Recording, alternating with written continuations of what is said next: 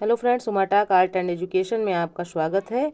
आज हम इस वीडियो में मैदान के विषय में पढ़ेंगे। मैदान देख लेते हैं फ्रेंड्स। धरातल पर सबसे सरल उच्चावच अथवा उच्चावच तथा अपेक्षाकृत समतल और निम्न भूभाग को मैदान कहते हैं। मैदान दो प्रकार के होते हैं, अपरदनात्मक मैदान और निक्षेपात्मक मैदान। फिर है अपरदनात्मक मैदान, देख लेते हैं। पवन नदी हिमानी के द्वारा निर्मित मैदान को अपरदनात्मक मैदान कहते हैं। अपरदनात्मक मैदान के निम्नलिखित प्रकार हैं। लोएश मैदान, पवन द्वारा उड़ाकर लाई गई मिट्टी तथा एवं बालू, रेत आदि के जमाव से लोएश मैदान का निर्माण होता है। दूसरा है रेगिस्तानी मैदान, वर्षा के कारण बनी नदियों के बहाव के परिणाम स्वरूप रेगिस्तानी मैदान का निर्माण होता है। आगे देख लेते हैं हिमानिया ग्लेशियर, बर्फ के जमाव के कारण निर्मित मैदान को ग्लेशियर या हिमानी मैदान कहते हैं। कार्ट्स मैदान, चूना पत्थर वाले चट्टानी क्षेत्रों में जल के घुलने से कार्ट्स मैदान का निर्माण होता है। समप्राय मैदान, समुद्र तल के निकट नदियों के अपरदन के परिणाम स्वरूप समप्राय मैदान का निर्माण होता है।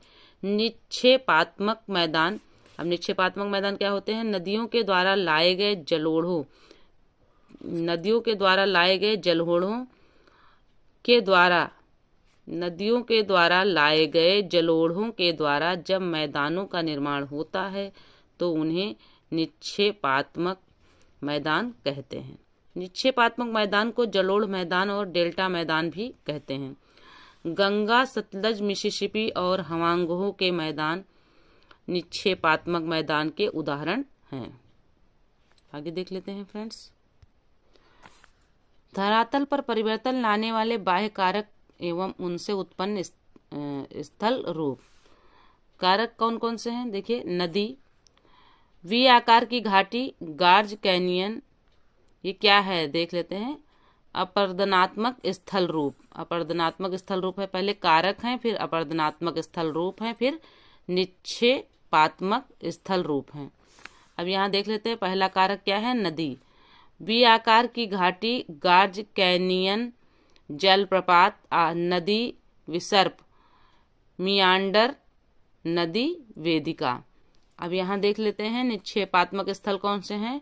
डेल्टा, जलोढ़ पंख, जलोढ़ शंकु, प्राकृतिक तटबंध, बाढ़ का मैदान, बालुका पुलिन।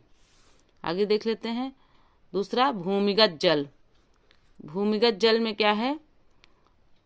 डोलाइन, पोलजे, युवाला, लैपीज, प्राकृतिक पुल, धंस्ती, निवेशिका, अंधी घाटी, कर्ष या घोल घाटी।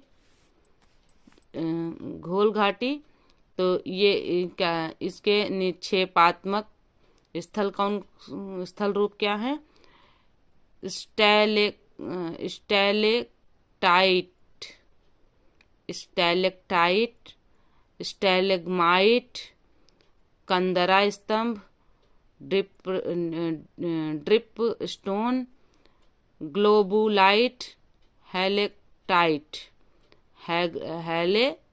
हेलेग्माइट, ये हैं। फिर है सागरीय जल। सागरीय जल कारक है जिसका अपरदनात्मक स्थल रूप क्या है? तटीय क्लिफ, खांच, तटीय कंदरा, निवेशिका, प्राकृतिक चिमनी या वाच्छिद्र, प्राकृतिक मेहराब, स्टैक और घर्षित वेदी, लघु निवेशिका। अब इसके निक्षेपात्मक स्थल रूप क्या है? पुलिन या बिच,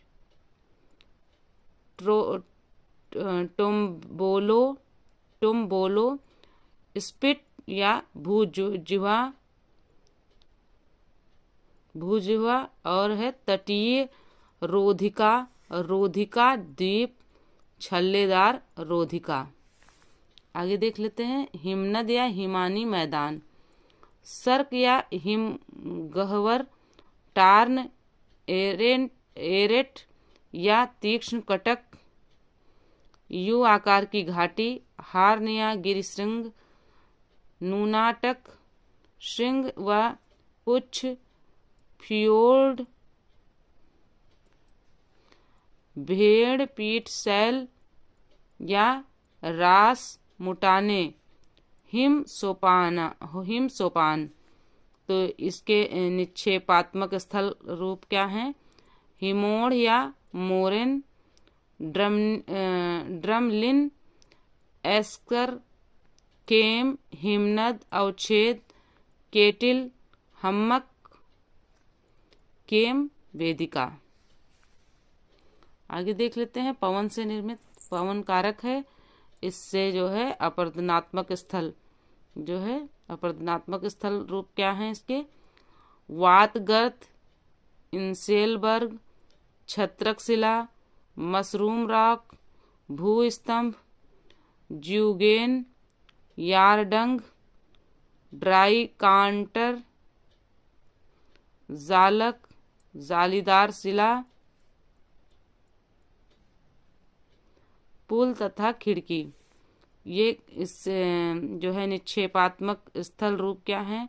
बालुका स्तूप, बरखान, लोयस, बजादा, प्लाया। आगे देख लेते हैं फ्रेंड्स घास के मैदान। घास के मैदान क्या क्या हैं देख लेते हैं कैसे हैं। घास के मैदान भूमध्य रेखीय क्षेत्र से लेकर ध्रुवीय क्षेत्र तक पाए जाते हैं। घास की प्रकृति के आधार पर घास के